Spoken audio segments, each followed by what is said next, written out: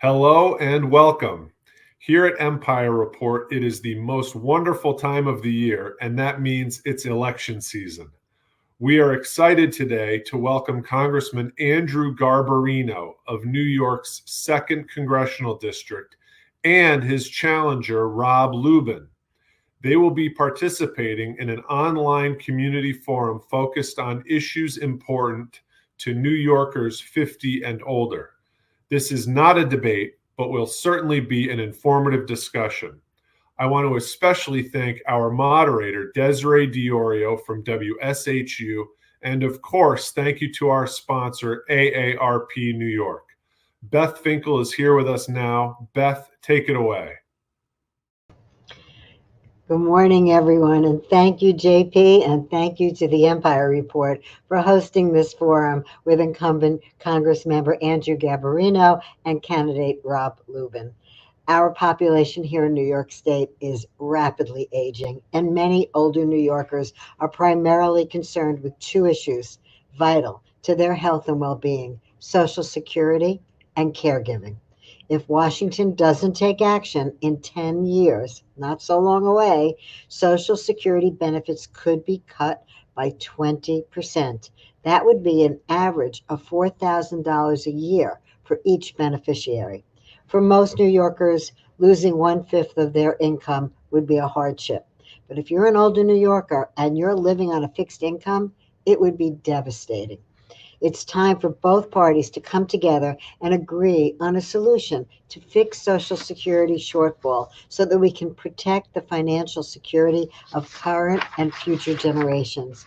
And as for caregivers, families all across New York State are overstressed financially, physically, and emotionally when it comes to providing the daily care for older adult loved ones who want to remain in their own homes and communities. That's just what they prefer, and wouldn't all of us prefer that as we age? Family caregivers need help to provide the essential care that allows their spouse, parent, or grandparent to live safely and independently in their own home and not to be placed in a nursing home or other adult care facility. Our elected officials can help the helpers by giving their support to programs that offer assistance to family caregivers who do so much for our older loved ones, friends, and neighbors. Most of these family caregivers are people that are actually 50 and older, people AARP advocates for. And do you know what? People 50 plus vote. Actually, I think you all know that. In fact, older voters will decide elections at every level this year. That's something our candidates for public office need to keep in mind in the run-up to the November elections. We sure are. So I'm going to hand it over to Desiree. Thank you so much for moderating this. She's from WSHU, and I love her title. She's American Homefront Reporter, and she's also a proud Long Islander. So take it away, Desiree, and thank you so much for doing this for us. Thank you, Beth, and thank you, JP. Good morning, everyone. I'm Desiree from WSHU Public Radio. I cover news on Long Island and in Connecticut and veterans for the American Homefront Project. Thank you, everyone, for coming to this forum, especially our candidates for the 2nd Congressional District on Long Island's beautiful South Shore. Briefly, let's go over the ground rules. Each candidate will give an opening statement of 2 minutes. For each question, please keep your answers limited to 2 minutes. There will be no candidate interaction, so please do not ask each other questions. The candidates will not appear on the screen at the same time, and if a candidate goes over their time, their mic may be cut off. There will not be any follow-ups. We're on a timeline here, folks. Let's see how well we stick to it. With that, Mr. Rob Lubin, will you please start us off with your 2-minute opening statement? Good morning, everybody. Thank you for having me. My name is Rob Lubin. I'm the Democratic nominee for Congress in New York's 2nd District. I'm a frustrated voter. I'm someone who started a small business and battled through the small business space, hoping for help from the government. I'm someone who recently got engaged and looked to buy a home, only to recognize that home prices are too expensive. I'm someone that lost his vision in his left eye and desperately needed help from insurance companies, but none were there to be found. That is who I am, and that is what I'm running for. My campaign is based on issues that I have personally gone through. Affordability, buying the home, getting the insurance, protecting my small business. These things pushed me to run. And it felt, especially at least at home here in the 2nd District, I didn't have enough support. Thank you, sir. Congressman Andrew Garbarino. Desiree, thank you so much, and thank you to Empire Report and ARP for hosting this. Glad to be here and answer some questions about these very important issues. I'm Congressman Andrew Garbarino, and I have had the honor of being the congressman in the 2nd District for the last 4 years. Current district goes from Massapequa to Moriches, but under the new lines, it's only going to go from Massapequa east to Mastic. All of Babylon, all of Islip, a little bit of Brookhaven south of the Expressway. In my time in the last 4 years in Congress, down in Washington, I've supported the Medicare and Social Security programs through legislation. I've tried to make them better through legislation and stop bad things from happening through letters to the Center for Medicaid and Medicare Services. I have been fighting for affordability on Long Island, whether that's through restoring the SALT deduction or tax credits for affordable housing, as well as trying to make it easier to be a family caregiver. Here locally at my office in Patchogue on 31 Oak Street, I have a great team of people who are working on constituent cases.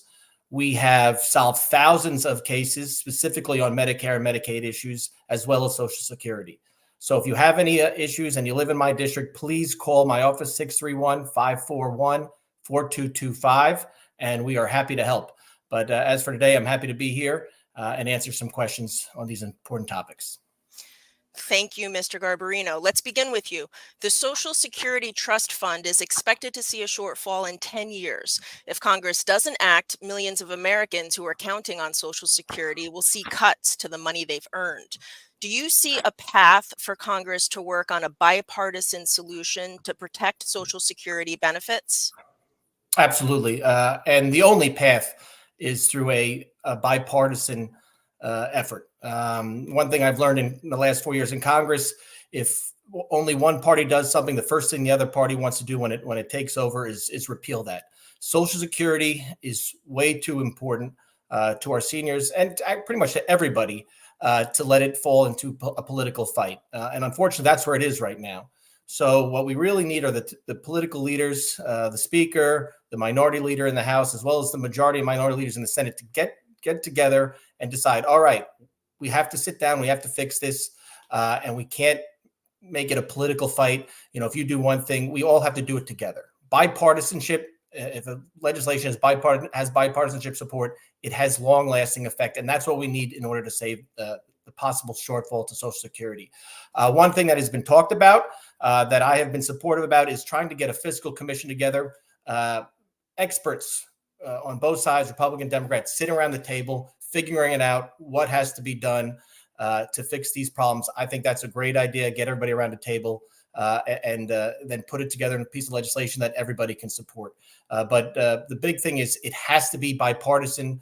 As one of the most bipartisan members of Congress, I'm supportive of that. And I just hope our leaders on both the Republican and Democratic side can do that, because solving this issue is way too important to too many people. Thank you. Mr. Lubin, do you see a path for Congress to get a bipartisan solution on Social Security? Absolutely. I think it's very important to be bipartisan to make sure that we are funding Social Security and protecting it from becoming more privatized. Look, we've seen Republicans go after Social Security. All it takes is opening up the potential Project 2025 roadmap, and you understand that this is under attack. The winning hand in this argument the Democrats have had for a long time. We want to protect people. We want to make sure people have access to their Social Security and that's not being under threat by one party. So bipartisanship is essential. I also plan to set up an advisory board, should I win, that helps me understand the best processes to be financially intelligent when it comes to how we access our Social Security. Thank you. This next question is on family caregiving. 48 million Americans help their loved ones each day to remain independent in their homes and in their communities. These family caregivers sacrifice time and money and provide $600 billion annually in unpaid support. Congressman Garbarino, how would you help family caregivers? Well, there's a lot that we've already tried to do in Congress to support family caregivers. It's not easy because a lot of these caregivers are working, and the paperwork that Center for Medicare, Medicaid Services, or Social Security Administration require these family caregivers to go through to be able to be family caregivers is long and it's very confusing. So we have legislation out there to make it easier, to simplify the process, the procedures, the forms, to allow to make sure that these family caregivers can actually become family caregivers and speak to the Medicare, speak to Social Security Administration to take care of their loved ones. We've also supported legislation. I've co-sponsored legislation that would require skilled nursing facilities, intermediate care facilities, as well as nursing homes that would allow extra time for caregivers to go and see their loved ones if they are in a facility to take care of them outside of normal hours. We've also sent many letters to Center for Medicare and Services, bipartisan letters to focus on making sure that these caregivers have what they need to take care of the elderly.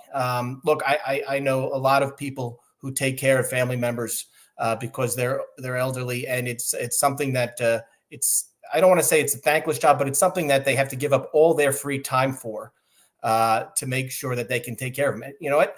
My parents took care of me when I was a kid. I would be happy to take care of them as they get older. It's just right now too hard, too costly to do it.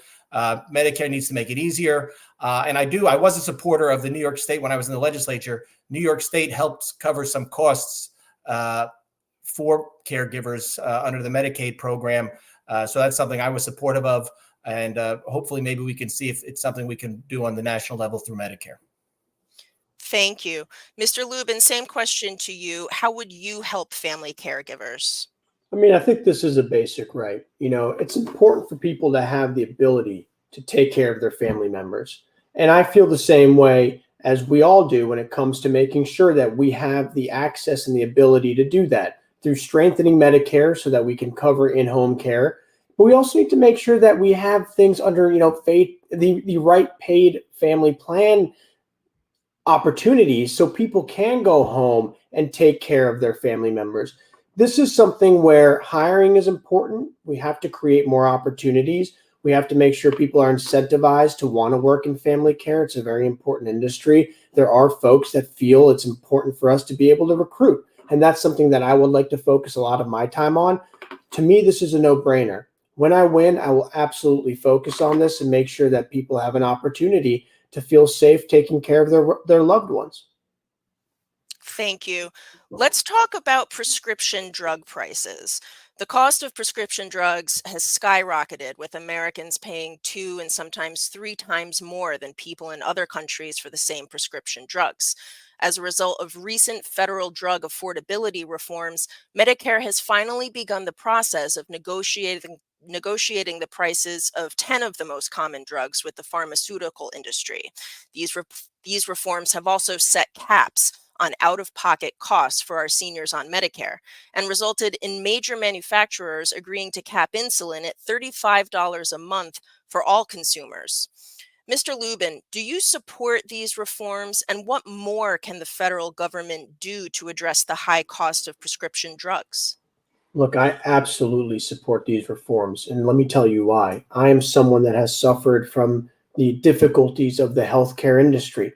I went blind in my left eye. I had to have an emergency surgery. I have to take a monthly medication that's quite expensive.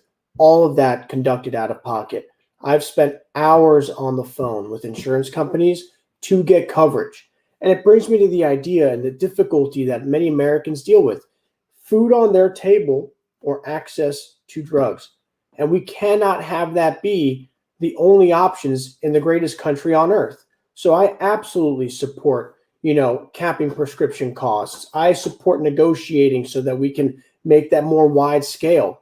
We have an opportunity to make people's lives easier. And it is important to note that there are folks that have voted against this. So when I win, I will focus on making sure we cap prescription costs, that people have an opportunity to at least feel more alleviated from this topic, because it's something that affects me every single day. Thank you. Congressman Garbarino, same question to you. These reforms I mentioned, do you support them? And what else do you see the federal government as being able to do to bring the high cost of prescription drugs down? Well, I do support the reforms and lowering the cost of prescription drugs. And, we saw it here when I was in the legislature in the state. The New York State Medicaid redesign team started by negotiating drug prices. That helped lower prescription drug costs. So I was wondering why, if New York State can do it, if every insurance company can do it, can negotiate drugs prices with pharmaceutical companies, why can't the biggest provider of healthcare, Medicare, do it as well? So I was happy to see that that the reform was put into place. It's only 10 drugs. I hope we can expand it. I've supported another bipartisan letter that we've signed on to expand that. There's also legislation out there that I've supported that would expand the list of drugs that could be negotiated. Additionally, it's not just about negotiating price. We have to access to these drugs, especially critical medications. Sometimes people can't get them from their local pharmacy because there's just no access there. So making sure Medicare will allow certain patients to receive certain critical medications by mail, or allow their family caregivers to obtain the medications for them, or something also I'm supportive of. It's access to these medications and making sure they're affordable is extremely important to me and my constituents. And doing that through negotiation, doing that through allowing more access to the drugs and competition is one way to do it. And it's worked as we've seen over the past year. So expanding that list to more drugs, I think would be very helpful, because lowering the cost as well is going to help the Medicare program and delay cuts there as well. And it's something that Congress is focused on. We just need the Center for Medicare and Medicaid Services to move a little quicker in what they're doing. Thank you. Affordable housing is an ongoing issue here in New York State. It's particularly concerning to aging New Yorkers who want to stay in their own homes and their own communities. Congressman Garbarino, what will you do to support efforts to keep our older loved ones in their own homes, which is where they prefer to be? Well, it is where they prefer to be, and you said yourself, it's where they want to stay in their community. Sometimes staying in a 5-bedroom house isn't what they need, and they might want to move to a smaller condo or a smaller home in their community. So they need to have access to that as well. My mom is actually buying a condo tomorrow in Blue Point because she's downsizing. She sold her house and she's downsizing. But if people want to stay in their home, that's something I'm completely supportive of. And it's why I've been fighting to get the full SALT tax deduction back. Because as we all know, living on Long Island, $10,000 cap on deductions is not enough. And we need to get that back. My taxes alone are $17,000 in my little house. So that'll help keep people in home. But we also need another bill that I co-sponsor and I'm supportive of. Right now, if you own a home and you want to sell it, you only have a $250,000 tax-free deduction off the sales price. You get the basis plus an extra $250,000 in gain. As we've seen on Long Island, prices of homes have really gone up. So we're trying to increase that $250,000 deduction to $500,000. So more people, if they sell their home and decide to stay in the community, keep money in their pocket. So that's something we're working on, and hopefully will be part of the big tax bill that happens next Congress. As for affordability, we need our local municipalities to allow more affordable homes. They have to work with community with the members of the community to decide where and what should be acceptable. In Congress, we don't control local zoning, but we do control tax credits, and block grants. So we have a piece of legislation that would say any municipality that gets a community development block grant, they would have to come up with a plan on how to make affordable housing more prevalent in the town. So it's something that we'd love to work with the communities or the local municipalities to make sure there is more access to affordable housing. We just don't control zoning, and I don't think the federal government should. That should stay locally. Thank you. Mr. Lubin, same question to you. What ways do you see that Congress could work to make sure that older New Yorkers can stay in their homes and in their communities? Look, let's face it. We've got a problem here with affordable housing, and it affects everyone from, young first-time homeowners who are looking for an opportunity to, older folks that want to stay here in our community and set up and continue to be around their family. The problem that we have here is a supply issue. Now, it's true. A lot of that has to take place at a local level, right? So we have to work with our communities and make sure that we can figure out zoning and permitting and speeding up those processes, investing in ADUs, for example. But the truth is, we do need federal funds to continue to build housing here and create supply. Repealing the SALT cap will put money back into the pockets of many people that need it. And that is something we lost under Republican leadership, unfortunately. We need to fight to get it back. An affordable housing tax credit makes a lot of sense as well, making sure that we have money going to the right places and to the right people that want to stay here. Working with our community as well to make sure that we have the right areas where housing can be built, whether it's around, transportation or, locations that are looking to build. There are locations in our district that are looking to build housing. One of the things that I thought was very interesting as well is for first-time homeowners. Not everyone that is buying a home for the first time is a younger generation person. There are people that have worked their whole life to be able to buy homes. The $25,000 proposal, that Kamala Harris has proposed. I mean, that is a great opportunity to put money in the pockets of people who are looking to pursue this aspect of the American dream. So I think it's essential that we build affordable housing. I think we have to do it fast because the truth is we are losing thousands of people. They are leaving, and they're leaving because things cost too much. And it's on us to make sure we can drive those costs down and create supply so people have a place to stay here on Long Island. Thank you, Mr. Lubin.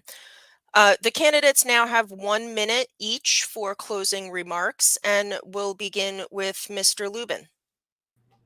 Well, it's been an absolute pleasure to give you my side of my story and what I'm trying to build here. For me, running for Congress, coming from a small business background, was all about making sure that I can do everything I can to protect people, protect Social Security, protect Medicare, cap prescription costs, build housing, and protect our small businesses. We have 90,000 small businesses on Long Island that need to be protected.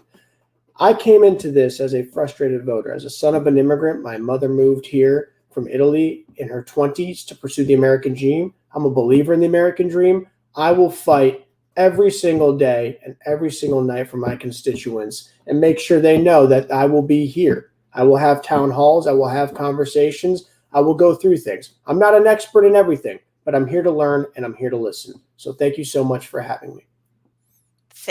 Congressman Garbarino, your closing remarks, please.